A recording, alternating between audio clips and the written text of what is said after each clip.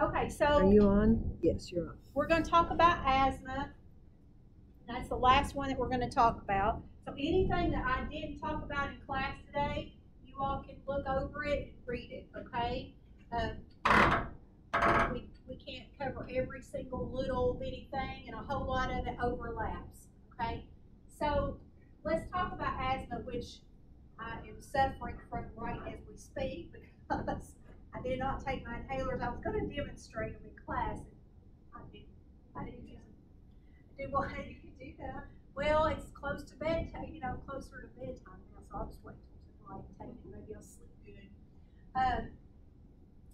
So what do we want to look at with asthma is it's a chronic reactive airway.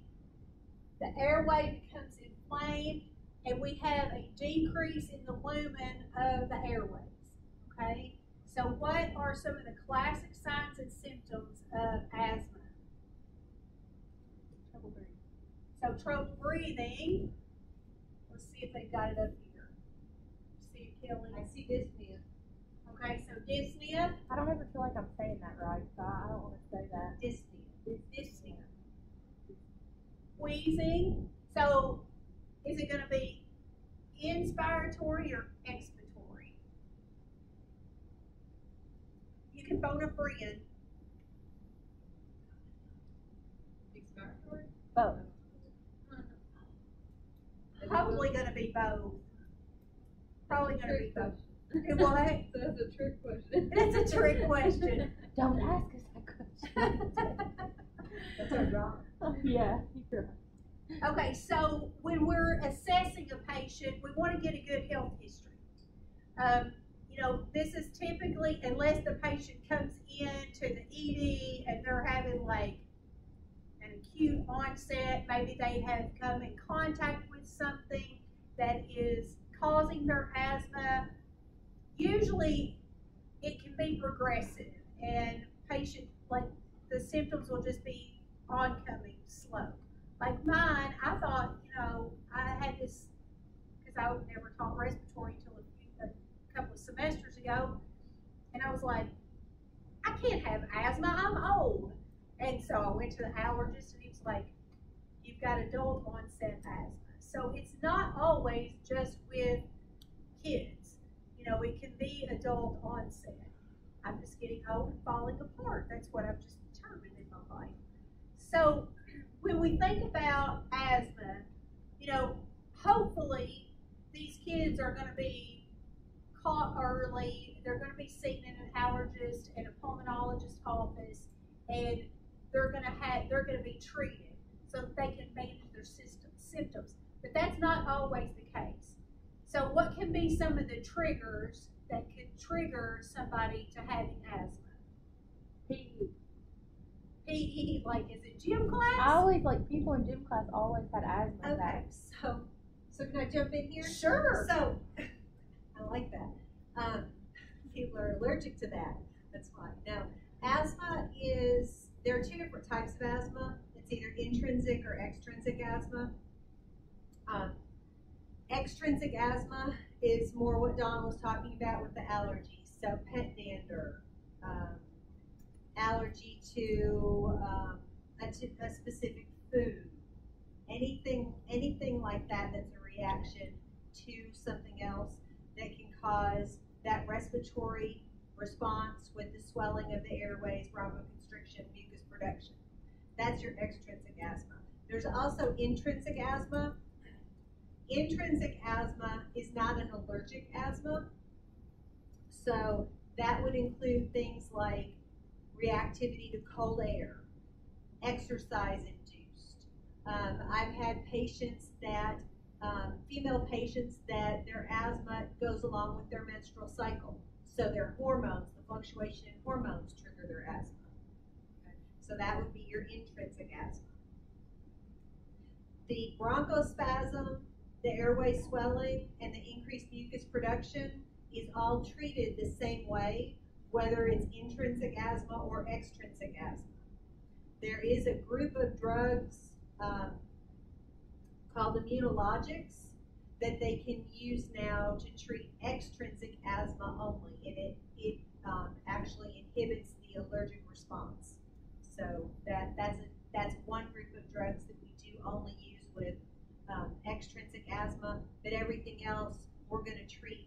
same regardless. It's just getting the patient to understand what their triggers are. You know, are their triggers external allergens or internal?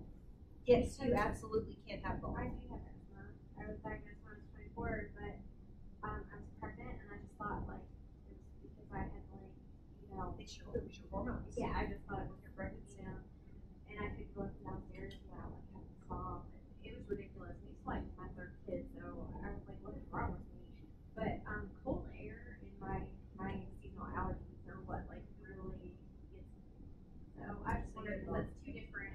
Well, your seasonal allergies, it depends. Is your seasonal allergies causing an allergic rhinitis that the postnasal drip, if the postnasal drip irritates your lungs, and then that's what's triggering your asthma? Because if that's it, then it's purely intrinsic. It's not your allergy that's causing it, it's your postnasal drip that's causing it. I just thought it was my allergies to whatever, you know, I don't even know. And it So- could be. So that brings me to this, is diagnostics. Okay, so identifying the cause can go along with diagnostics. So skin testing. Okay, so if you don't know if it's intrinsic or extrinsic, then you need to have diagnostic testing done to see. So an allergist you can have skin testing done in an allergist office, because I found out I'm allergic to cats and ragweed. And I'm like, okay, you know, good thing I don't have a cat.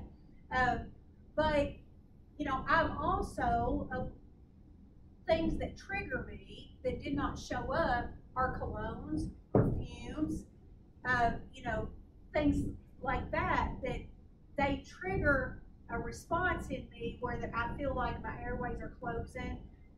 You know, so Cleaning solutions. cleaning solutions are terrible. And I have found this, like in the last couple of weeks, like 409, absolutely, my husband says it stinks anyway, and I'm like, but that's the only thing that like I love to clean with 409. But when I spray a lot of the 409, it triggers a response in me, and that's probably what's wrong with me, because I used a bunch of 409 last weekend, and because I clean my floors with it, because I just think it gets them good and squeaky clean. You're going to have to do that. So I'm going to have to give it up, because the last few days I have noticed that my breathing has been worse since I used that. Scented candles, there's only a few types of scented candles that I can have. Essential oils. Essential oils, yeah, like eucalyptus. I know it's good for a lot of things, but it just kills me. If I go to a department store and I walk past the cologne counter, I have to walk past just like this, holding my nose, holding my breath, and as fast as I can to get past that cologne counter. Otherwise, I'm going to start having difficulty in breathing. In fact, Miss Mitchell and I were somewhere not long ago, and we were, I know where it was. We were shopping, and we were in Old Navy in Bowling Green, and someone took some cologne in the line, and they sprayed that cologne. And when they sprayed that cologne, it immediately caused a reaction in me. I started coughing. I started wheezing. I didn't have my rescue inhaler with me. I know it was at home. And so I You was never just, have that thing. You didn't have it at clinical the other day. I know I didn't. I'm going to have to put it in my purse. It's right there, so I'm going to put it in my purse. But it immediately caused a reaction. I started coughing so bad I had to go out and sit in the middle of the mall until I could finally quit coughing. But it caused a reaction in me immediately like that, and I just wanted to, I hate to say this, but I wanted to throat punch the person. You recorded saying that I too. know, I recorded saying that. But it was awful. I mean, I was really having a hard time. So, one of the things that we tell our respiratory students before they go into clinicals is when they're going in to see patients in the clinical area, they should neither smell good or bad. So if you're going to work around patients in an acute care setting and they could be pulmonary patients, don't put on your Bath and Body Works lotion. Don't put on your sweet pea, vanilla spice, all that wonderful smelling stuff. Yeah, we tell them that too. No heavy perfumes, colognes, lotions, or anything like that. Anything like that can trigger. It can trigger. So, like I said, identifying a family history, there can be a familial history there. So you want to find out, did either of the parents, grandparents, brothers, sisters, did anybody closely related have a family history of asthma? CBC, if the patient is having another kind of infection going on that has maybe triggered the asthma, then you might see an increase in the CBC, but you want to get a good baseline. Also, you will see an increase in white blood cell count. If you look at the differential, your eosinophils will be up. If it's an allergic reaction, you'll see those spike. And see, they have a diff right there, so your EOs are going to be elevated. Okay, so if you've got a CBC, you want to look at that differential and see if those are elevated. If it's pretty bad and it's progressed, then you're going to get an ABG. But I'll talk about those. We hope that you don't get to that place. It may be status asthmaticus, which is a little bit worse, and it's there at the very end. It's after asthma in your book. With your blood gases, generally what you're going to find with an asthmatic when they come in is a respiratory alkalosis, because your patient's going to have a high respiratory rate, feeling like they can't breathe. So their CO2 is generally going to be lower. Asthmatics generally don't have a problem maintaining their saturation, so their oximeters are going to their pulse oximeters are usually going to be in the normal range. And your book almost says that verbatim. And I haven't even read it. But your book, seriously, it says that, that you do see a respiratory alkalosis. And because they're blowing off that CO2 because they're breathing so fast. They're blowing that off. So when you see an asthmatic that comes back to normal blood gases and their condition has not changed, they're still wheezing and short of breath, that's a real big sign to us as respiratory therapists that something bad is going to happen very quickly, because what's happened is they don't have the respiratory reserve to breathe fast anymore. They're wearing out, and they're going to end up on the ventilator. Status asthmaticus. Okay, so you don't want to get them there. You want to do all of these interventions. Okay. They have up here inspect the oral cavity. Why would that be important?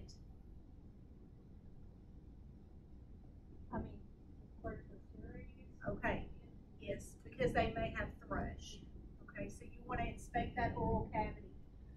They also say auscultate the lung sounds before and after meds. So I see respiratory therapists doing that all the time, especially if they're giving a neb treatment. So they're going to come in, they're going to listen to those lung sounds and document what they are, and then they're going to give the neb, and hopefully the patient is coughed and they've cleared, and they're opening up those airways with the neb, and they're not wheezing as much. So hopefully those nebs are going to open those airways up. So that's why you want to listen before and after any treatment. Okay, you collaborate with respiratory, but you can't depend on respiratory to do your job for you. You're responsible for listening to that patient's lung sounds and knowing what they are. And another tip with an asthmatic, if you've got a known asthmatic and they are having trouble and their lung sounds are quiet, you don't hear wheezes, that's a bad thing. Because what that means is they are not moving enough air to be able to hear the wheezes. That's how clamped down they are. So quiet chest in an asthmatic during an asthmatic asthma attack is not a good thing. So you want to hear something. You want to hear airflow. I don't know how many times I've heard in the hospital, oh, well, they're not wheezing, they're good. Their respiratory rate's 36, their heart rate's 140. They're saying they can't breathe. And they listen to him and go, oh, well. Well, actually, Tina, her partner, just told me a story about someone that happened to. and the patient went to the ER. They had 140 heart rate. This is one of my students. And their heart rate was 140. They had known asthma, and they were. Did she have wheezes? No, she did not have any diminished. wheezes. She was diminished, and so the ER was like, and they wanted to give her a dual neb. She said, "I can't take that." She has a cardiac history. She has a cardiac history, which would have been a contraindication, and so they told her she was refusing treatment and sent her home. They told her she was non-emergent, that what she had was not an emergency. So she went to another ER, and they treated her appropriately and were astounded that she was not treated appropriately. So, you know, if you, like she said, if you don't hear breath sounds on an asthmatic patient, that is something to be concerned about. Okay. Let's see. Activity therapy, and look, they wrote collaborate with respiratory. They all knew you were coming. I told them that you like to see them collaborate. So you want to make sure that they're doing activities. You know, if this is exercise-induced asthma, then you need to teach them about how they can better control their asthma during exercise. If this is an environmental issue, you know, if they've got a cat, they're allergic to cats, then they might love their cat, but, you know, maybe for their health, somebody else may need to keep that cat. You know, if some of the things we can do, you know, I know if my house gets really dusty, it makes mine worse. You know, so keep those dust mites down in the house.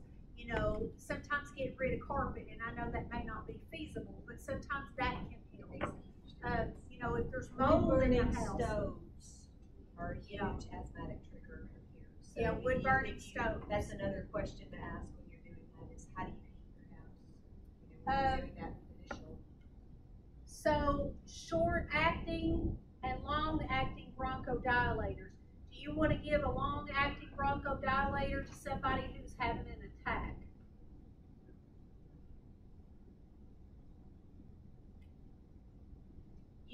You want to treat LABAs and SABAs together. Okay? They're going to do long-acting bronchodilators as their maintenance. When they have an attack, they're going to throw short-actings on top of them. So if you go over there and look at my medicines, you're going to see that I've got an Asthmanex that I use on a routine basis, twice a day, 2 puffs twice a day, every day. But then I've got a rescue inhaler that I should be using. Sometimes I don't have it with me. But if I have an attack, then I can take that rescue inhaler, okay? I'll have any clinicals today. I'm gonna ask you that. So, you know, you got to have, there again, just like what Kelly was saying earlier about patient compliance, you need to give an explanation of why these 2 medicines are important, along with other medications. So they may be prescribed a corticosteroid. They may be prescribed a Singulair. They need to understand why that they're taking that medication and why it's important to take it every single day, not just 3 or 4 days a week. I am much more compliant with my medicine now. They need to understand the difference in a SABA and a LABA and why that they are prescribed those medications. The proper way to take them, and Kelly showed us that earlier on how to properly take those medications.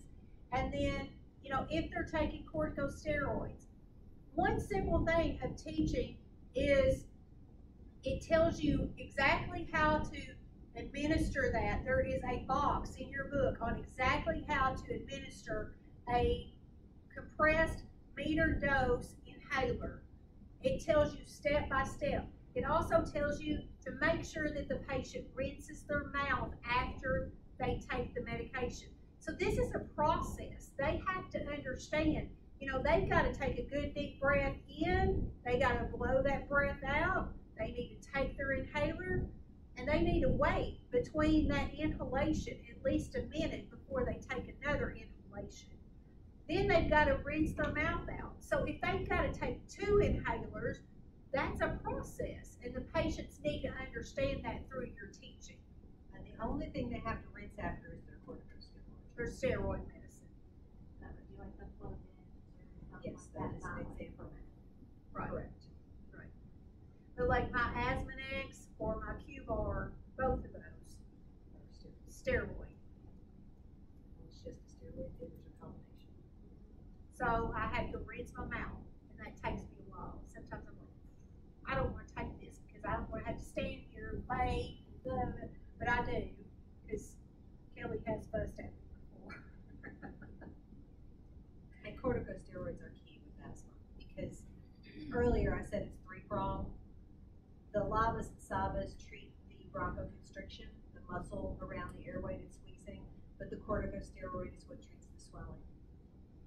And so if you all will look at that picture in your book, it shows the airway in there, what a normal airway should be, and then it shows like the constricted airway and where that inflammation is and how narrow that airway is from the inflammation.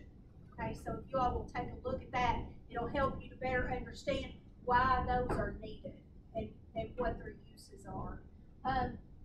So you need to teach them to carry their short acting with them. Make sure you get a return demonstration. Okay, make sure that you do. If it's a new medication, you want to get a return demonstration.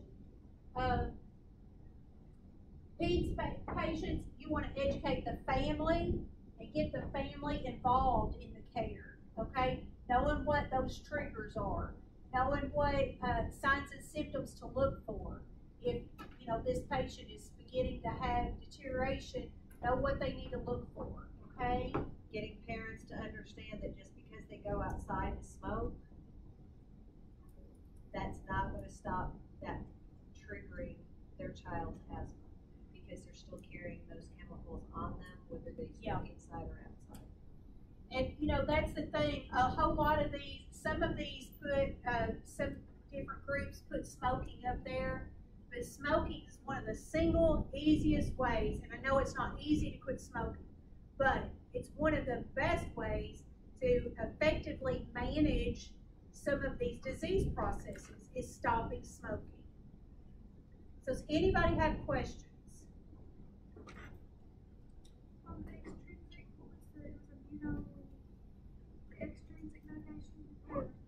You get logic?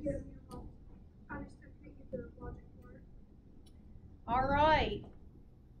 Thank you guys for staying later.